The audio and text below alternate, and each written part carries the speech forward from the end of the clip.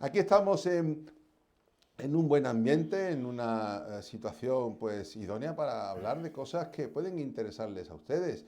Y en este caso, pues para hablar, por ejemplo, de una noticia que tenemos en el día de hoy. Hoy venimos cargados de noticias laborales. Tenía que haber subido Antonio Jiménez aquí a estar con nosotros, ¿no? Isidro, Rafa, Hombre, es el laboralista el de que aquí sabe de esto, el que de la sabe de esto cuestión. mucho. Pero bueno, vamos a ver cómo toreamos. Al fin y al cabo parecemos como decías tú hace poco, parecemos un cartel de toros. Sí, sí, sí. Hombre, aquí toreros, desde luego, Apellido torero hay por aquí. saga taurina, desde luego hay. Ustedes las tenéis, yo iría de mozo de espada. De monosabio. De monosabio. La justicia concede la prestación por maternidad a una autónoma tras un año sin facturar. Interesante este tema, ¿no? Porque nos encontramos con que una persona que se dio de alta poco antes de estar en la pandemia, pues es que la pobre mujer, pues no se le concedió esa prestación inicialmente porque entendía que podía existir un presunto fraude de ley y después un tribunal le ha concedido esto. Es de justicia, ¿no, Rafa? Hombre, y sobre todo porque ese colectivo tan, digamos, tan presionado en cuanto a regulación, en cuanto a fiscalidad y en cuanto a normativa como son los autónomos, pues merece, o sea, esa presunción va un poco a lo que has comentado, es decir, por el mero hecho de darse de alta, había una presunción negativa sobre la posible fraude en su intención de darse de alta a la hora de concederle la prestación por paternidad. Esa visión negativa del autónomo, del pequeño empresario, es que es la que hay que un poco, digamos, hay que luchar contra ella dentro, en primer lugar, dentro de los órganos administrativos y en segundo lugar, pues ante los tribunales de justicia, ¿no? Porque qué menos que una persona que haya decidido el hecho de poder, digamos, estar dentro del sistema productivo como mediante la regulación del trabajo autónomo y bueno, porque llega la circunstancia, lógicamente, natural de la maternidad. Hay que apoyar conceptualmente y después hacer normas que lo hagan infinitamente más fácil. No, y además, cuando efectivamente no se ha tenido en cuenta aquí lo que ha comentado de la noticia, los 9 años anteriores sí había, esta persona estaba de alta y ha cumplido con sus obligaciones, bueno, y usted por esta contingencia de ir con el marido al extranjero, que se va a trabajar con el niño recién nacido, pues no tenía sentido que no se le concediera esta prestación, porque a todas luces es evidente que esta señora no pretendía defraudar a la seguridad social, es evidente, ¿no? No, los autónomos, desde luego, lo que hacen es no tener vacaciones, no tener, No se pueden poner malos. no se pueden poner enfermos, no pueden estar nunca, no tienen los mismos derechos que los trabajadores, aunque se diga que es el régimen especial de trabajadores autónomos. En realidad no son trabajadores, se le han incluido ahí, Sí. pero no son trabajadores, son personas que sobreviven, que subsisten, que han nacido para pagar. En vez de para No, matar. perdón por Sí, sí. decirlo así, pero han nacido para pagar Hacienda, para pagar la Seguridad Social, para pagar los proveedores, para pagar tal, y después, si te queda algo, comes. Sí, el tejido productivo de un país, no solo de España, yo creo que lo mantienen los pequeños empresarios, los medianos pequeños empresarios y los autónomos, que por supuesto que funcionariado, otro tipo de actividad laboral, trabajo por cuenta ajena, pero un grueso importante y sobre todo eso, lo que ofrecen para lo que reciben a cambio y los sacrificios que tienen que hacer, tanto económicos como de salud y laborales, son tremendos. Si comparamos legislaciones similares en otros países del entorno europeo, ahora que algunos tantos hablan de decir hay que armonizar, sobre todo la fiscalidad, como dicen en algunos ámbitos, armonicemos la cuota de autónomos, la fiscalidad, las facilidades de las pequeñas y medianas empresas Claro. a la hora de poder constituirse, funcionar, desarrollar su labor, también armonicemos eso, ¿no? Eso es lo que hace competitivo a un sistema para que la persona pueda optar por autoemplearse y autoemprender, ¿no? En ese sentido. Y no optar quizás por una espera en cuanto a trabajo por cuenta ajena. Miremos también eso, ¿no? Yo, aquí se me viene a la cabeza una cosa que, bueno, pues se está diciendo, ¿no? Y que de alguna manera, bueno, no tiene y no tiene que ver con esto, ¿no? Las ayudas que se van a aportar desde Europa, el gobierno parece ser que las va a invertir en grandes empresas, olvidándose de las pequeñas y medianas y de los autónomos. Esto va a acabar con mucho empleo, creo yo. Creo que es una posibilidad nada alejada de la realidad que todas estas personas que evidentemente no encuentran un trabajo en una gran empresa, Claro. pues realmente tengan que dedicarse a ser autónomos. Es decir, los profesionales no podemos ser otra cosa más que autónomos, porque Hacienda nada más que te ve en una sociedad limitada profesional, dicen, no, usted no puede tener una nómina ni cotizar a la Seguridad Social, usted tiene que estar como autónomo o como en la mutualidad.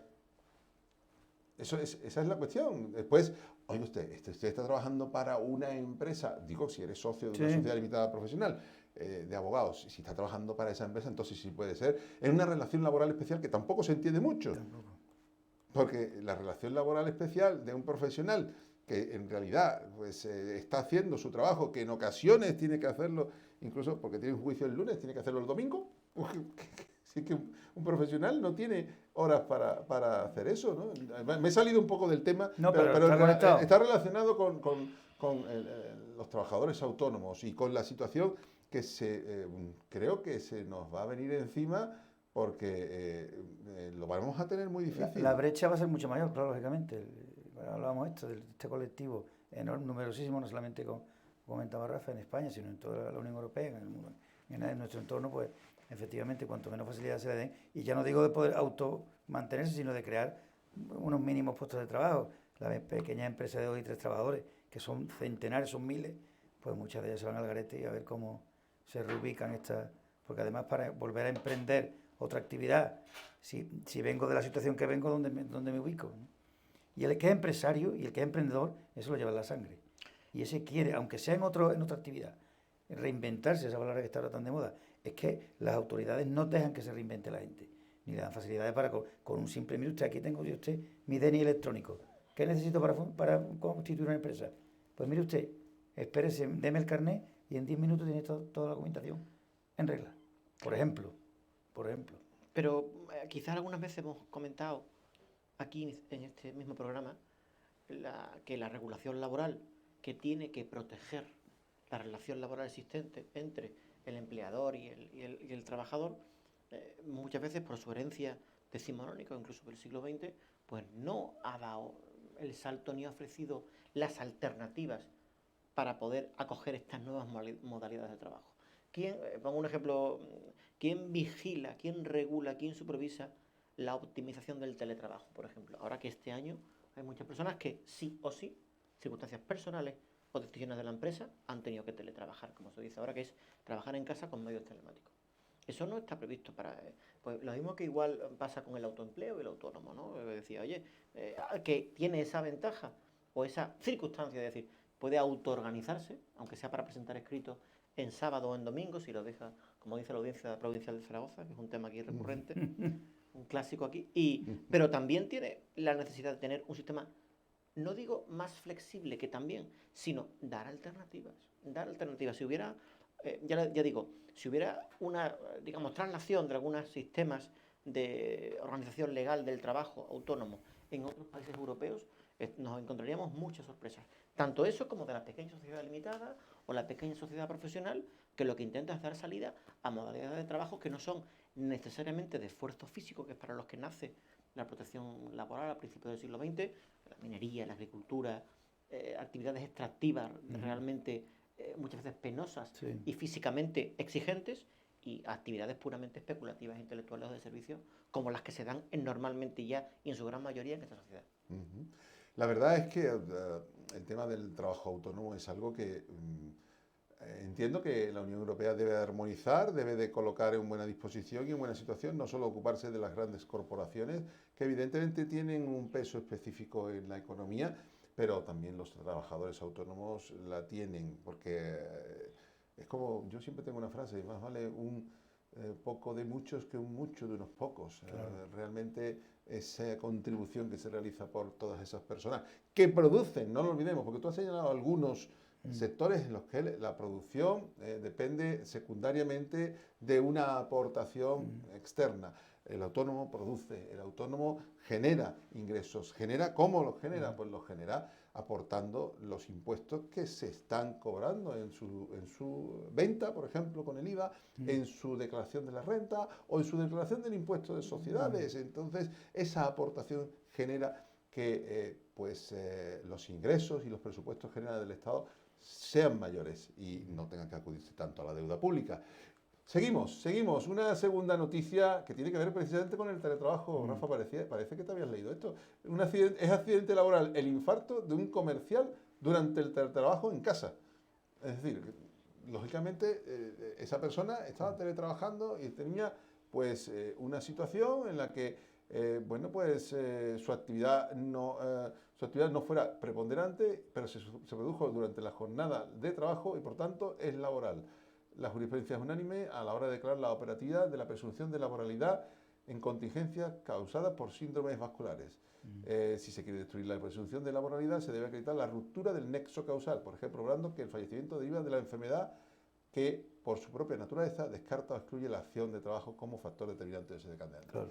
En definitiva, una persona que está en casa, si está en horario de trabajo, pues puede sufrir las mismas dolencias que si está trabajando en un momento determinado, en una situación en un lugar físico que es la sede de la empresa, ¿no? Claro. Además, al hilo de lo que has dicho tú antes del trabajo físico, penoso, de determinada actividad del principio del siglo XX, cuando se crea, cuando se atiende a ese tipo de trabajadores, en este caso lo que te está diciendo es un matiz muy curioso, pero muy bien llevado, que no es que sea el teletrabajo, porque esta actividad de comercial no requiere ese esfuerzo quizás, no es que sea el teletrabajo el causante de la lesión cardíaca, pero sí desencadena que se produzca esa crisis puntual por lo que el trabajador se considera que es un accidente laboral. Mire usted, yo no tengo una patología cardíaca porque sea comercial, pero si la tengo y en el puesto de trabajo que estoy teletrabajando da lugar a que una angina de pecho, un infarto, un ictus, y es a raíz de ese estrés que me está provocando, aunque parezca que no, esa propia actividad laboral, porque recibir y enviar correo electrónico provoca situaciones de estrés. Y si ese estrés desencadena esa crisis que da lugar a una situación de enfermedad y de incapacidad, pues lógicamente es un accidente laboral. Viene a decir ese matiz, ¿no? A lo mejor dice, ¿cómo? ¿Es un infarto? ¿Que ha sido de teletrabajar? No. Dice la noticia, no es que sea la causa de la patología, pero sí de la crisis a la que da lugar. Eso es Claro, porque además esas dolencias concretas responden siempre a un cuadro de estrés, la consecuencia del estrés máximo, del estrés sometido a una gran intensidad, pues es el infarto o el accidente cardiovascular. ¿Cuáles eran las consecuencias naturales de esas actividades más penosas, extractivas? Pues los accidentes laborales, si se quiere la expresión estricto sensu, las caídas de máquinas con heridas o el daño físico, una dolencia de espalda, una dolencia pulmonar en algún momento determinado. Esto es puramente una dolencia, digamos, de infarto o cardiovascular, viene sometida por la presión, por el estrés, por las incógnitas, por las horas de sedentarismo que se acumulan delante del ordenador, y esa es la pura consecuencia. Con lo cual, si la presunción ahora mismo es que eso te podía, la traslación del órgano jugador, es decir, esto le ha dado usted sentado aquí, que es su casa, pero que ahora es su puesto de trabajo, porque antes podía haberle dado exactamente igual en su puesto de trabajo en la empresa, esa presunción está bien llevada porque es dentro de un día laborable, un horario laboral y realizando la actividad. Es decir, en medio, y se puede comprobar seguramente mediante las catas en el ordenador del correo enviado, de que estaba este hombre trabajando, y bueno, pues merced a las circunstancias del día, pues ocurrió eso. A ello se une que ahora mismo vender es muy difícil, con lo cual se genera más estrés. Y si una persona que puede tener una parte en su nómina fija y otra en comisiones, pues resulta que tiene agendada la posibilidad de tener una serie de pagos que tiene cumplimentados o que tiene que cumplimentar, mejor dicho, si resulta que no obtiene esas comisiones, difíciles que no se ponga nervioso, difíciles que no tenga estrés, porque estamos viviendo una situación de estrés, estamos viviendo una situación de mucha complejidad y de muchas complicaciones que desde luego a estas generaciones no les va a dejar, les va a dejar huella, mejor dicho, no les va a dejar en la misma situación que estábamos hace un año. Entonces, lógicamente va a haber mucho más sufrimiento y más personas que puedan estar en esta situación de estrés. Y a medida que pase el tiempo y esto no se regularice, va a ser más complejo. Yo creo que va a haber mucha dificultad, desgraciadamente, en los próximos meses. Esperemos que esa vacunación que tanto se promete como lluvia de mayo, esperemos que en mayo precisamente y en junio pues alcancemos un volumen importante y Sí, sí. no nos encontremos en una situación mejor este verano que el verano Y se pasado. extienda el arco de edades, claro, porque estamos hablando de los mayores y las personas vulnerables o expuestas. Los que estamos aquí un poco, estamos como los autónomos en la vacunación, los que estamos en el limbo por cuestiones de edad, bueno, porque también se nos tenga en cuenta, bueno, lógicamente hay que atender a ancianos y personas con riesgo, pero bueno. Que vaya avanzando lo más rápido, Sí. que esos primeros grupos de riesgo, en primer lugar, pues sanitarios, docentes, digamos, personal de las fuerzas y cuerpos de seguridad del Estado, pues estén y después pues vaya ascendiendo pues de máximos a menor. Lo que pasa es que hay un elemento importante que es el suministro propio de vacunas. Ahora pues muchas veces, pero alguna reflexión se puede compartir. En menos de un año, tal día como hoy hace un año estábamos encerrados en casas, encerrados, y haciendo videoconferencias, José Manuel lo sabe, se ha producido una vacuna, no, varias vacunas, que todavía incluso algunos, lo novedoso y el factor de esto es que están funcionando, lógicamente con la complejidad que tiene cualquier contraindicación de cualquier medicamento en sobreexposición. Claro. Pero se han conseguido muchas vacunas y se está vacunando gente, y sobre todo en el ámbito nuestro de una sociedad avanzada como Europa. Yo creo que es una cosa a valorar, y valorar sobre todo en comparación con otras partes del mundo. Bueno, imagínate en Brasil, ¿no? En Brasil la situación es, bueno, pues dificultosa al máximo, ¿no? Más de 3.000 personas fallecen al día. 3.000 personas, que es un volumen enorme, y donde la vacunación apenas existe.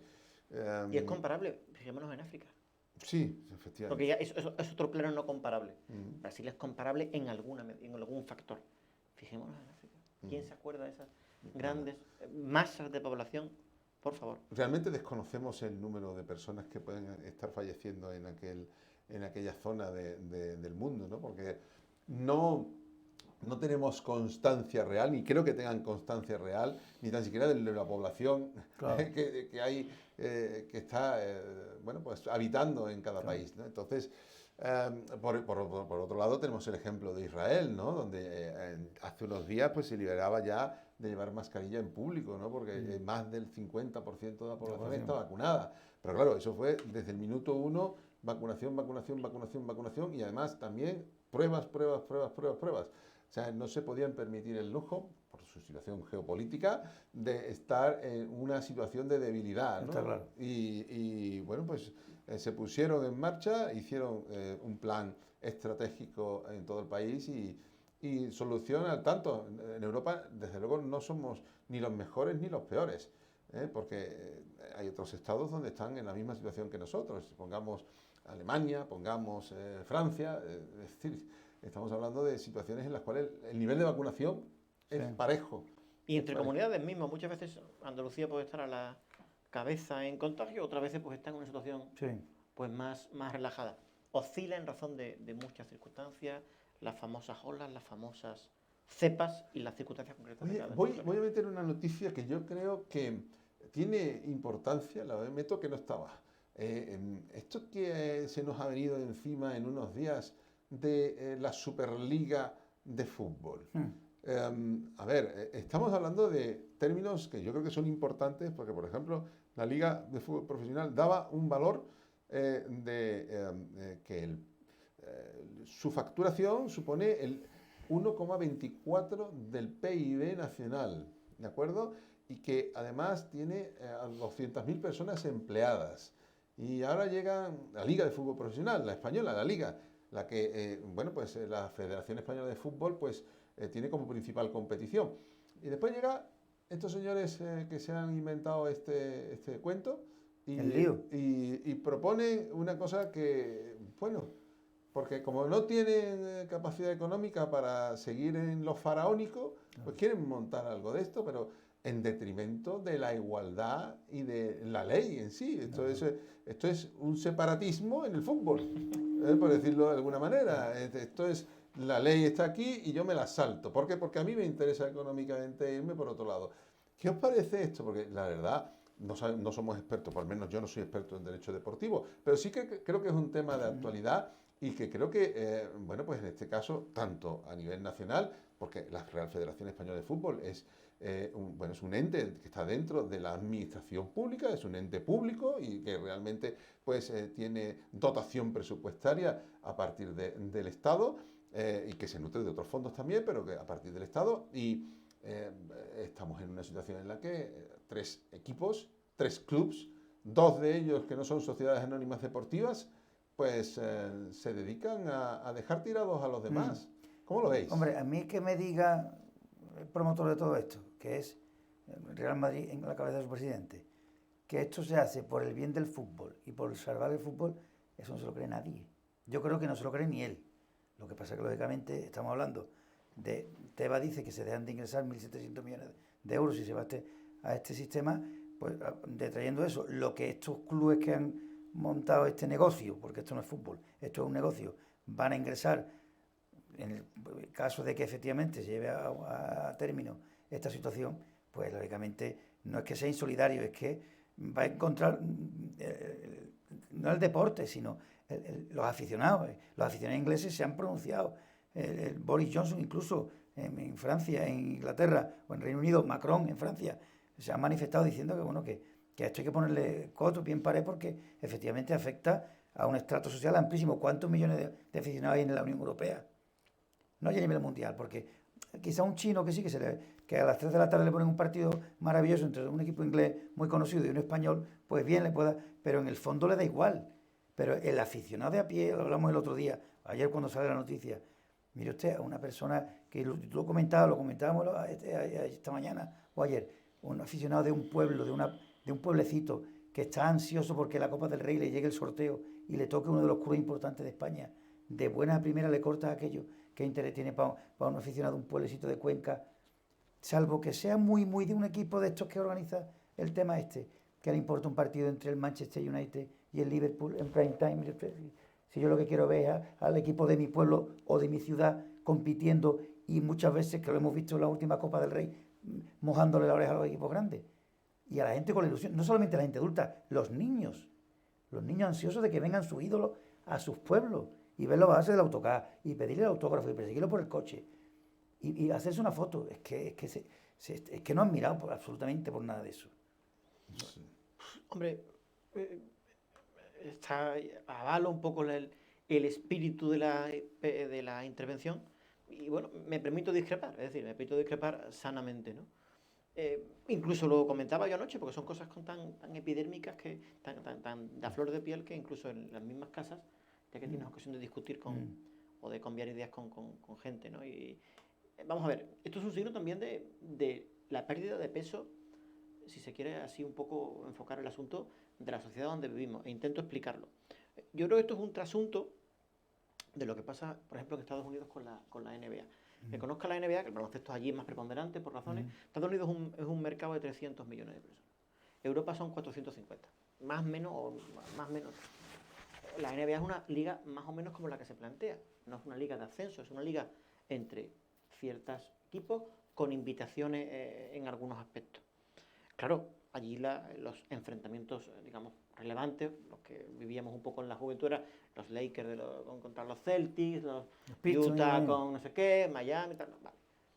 Claro, se quiere hacer eso por la cuestión de la Superliga es una cuestión económica, es decir, el fútbol tiene una gran cantidad de ingresos por la televisión, menos por los estadios, y donde se ven los ingresos televisivos es no solamente en el público europeo, sino en el público mundial, que sí quiere ver un Manchester Inter o regularmente, o un Barcelona Dinamo, por ejemplo, y el peso de las aficiones que van al estadio son cada vez menores. Y también en segundo lugar, bueno, ya me voy un parámetro un poquito más hacia abajo, si se me permite, los argumentos que han dado los que no, o se han manifestado en contra, quizás los líderes políticos, por empatizar con un electorado medio de su país, los argumentos han sido básicamente admoniciones de decir, oiga usted, si usted hace eso, usted no puede hacer no sé qué, o le retiramos los jugadores de la selección, o les expulsamos de la liga. Pero como decía José Manuel, yo no he visto ningún incumplimiento. Es que creo que iría contra la ley de empresa. Yo tengo un equipo de fútbol. Podemos juzgar o no que sea solidario o igualitario con el aficionado del pequeño municipio que lo que quiere es ver a el Real Madrid, que nadie ha dicho que no juegue en la Copa del Rey, sino que quieren aspirar a algo porque están viendo que los partidos entre el Real Madrid y un equipo de mitad para abajo de la tabla, pues no lo ve nadie. Entonces, claro, a partir de ahí las circunstancias concretas de cada equipo. El Madrid construyendo un estadio que todo el mundo sabe. Faraónico. Todo el mundo sabe o casi todo el mundo sabe que es una barbaridad. La pirámide de Gizeh y de Keops y Miquelino se quedan pequeñas. Pero yo digo, bueno, es algo. Es que yo creo que galáctico. Yo creo que Florentino tiene que tener un espacio ahí de mausoleo. Pero va contra. Pero creo que es un espíritu en razón de que al final. Europa es un signo de integración desde el punto de vista de todo el mercado europeo, del fútbol europeo, y de que, bueno, de que al final el peso del que va al estadio es infinitamente menos del espectador que es a nivel mundial, que lo ve en Australia, que lo ve en Japón, que lo ve en el mercado sudamericano. Y bueno.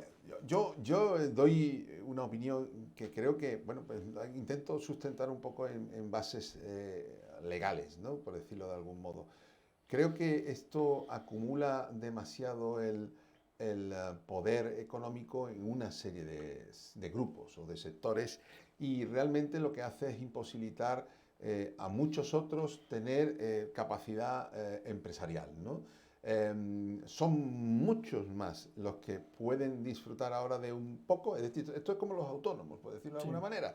Si apoyamos a las grandes corporaciones, finalmente los autónomos no tendrán dónde acudir, no tendrán posibilidad de tener un negocio, no tendrán posibilidad de hacer nada y tampoco de subir y de ascender.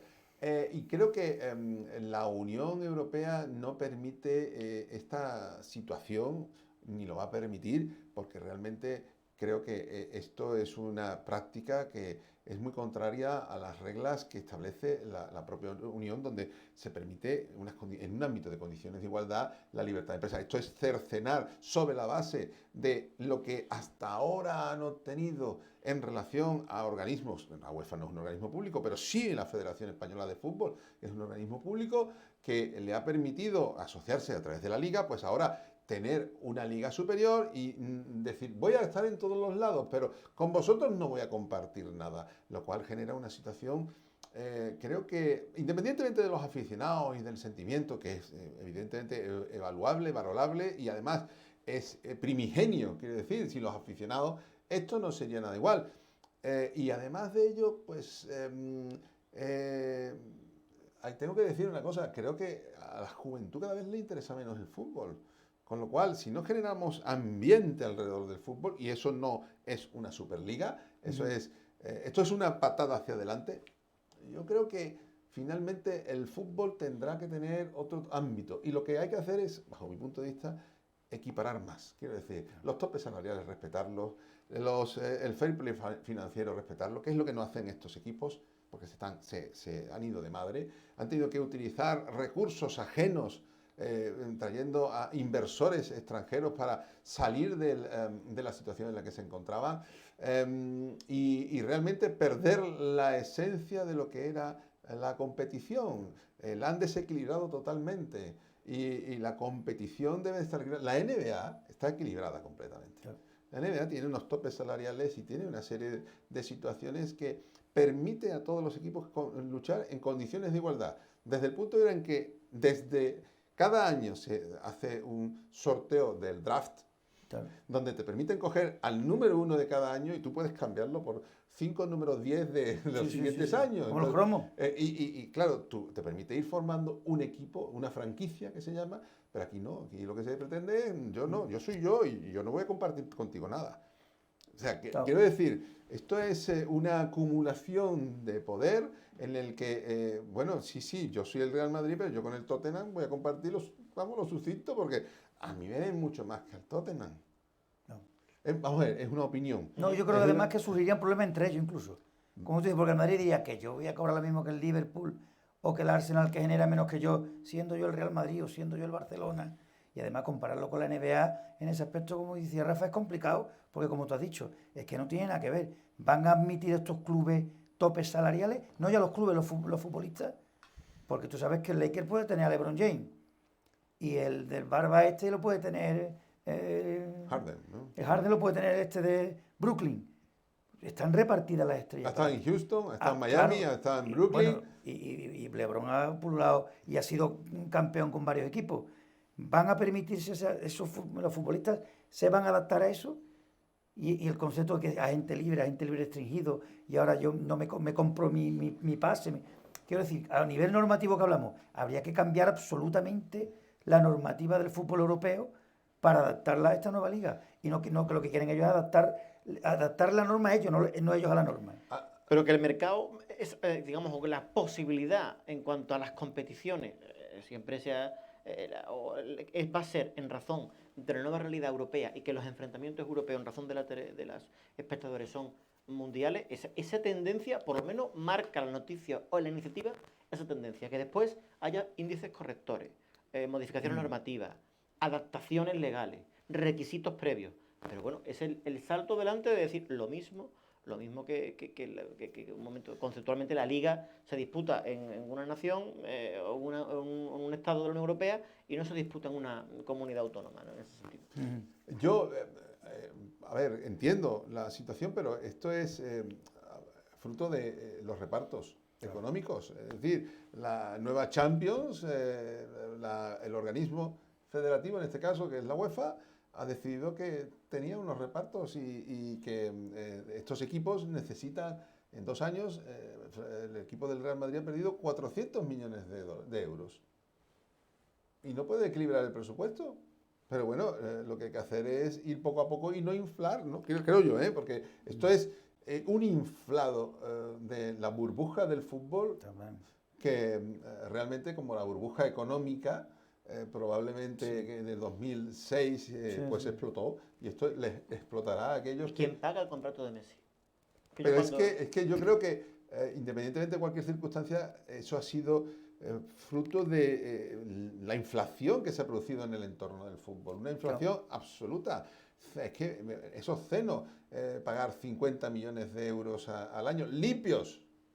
¡Limpios! Pero además, porque Stephen Curry eso. en 5 años va a cobrar 257 millones, que también es una barbaridad de dólares. Pero 257 millones de dólares con una generación de monumentos importantes, etcétera, etcétera, que me parece que sí, que bueno, que la NBA lo puede soportar y veremos. Y veremos. Vi el contrato es un contrato, por lo menos lo que ha aparecido en la prensa, pues muy sencillito, para un contrato en papel común, muy redactado, muy sucintamente, que cuando uno se imagina o se imaginaba el contrato de una gran estrella del fútbol, claro, no, y además pasado por un documento notarial, es un contratito... Folio y medio.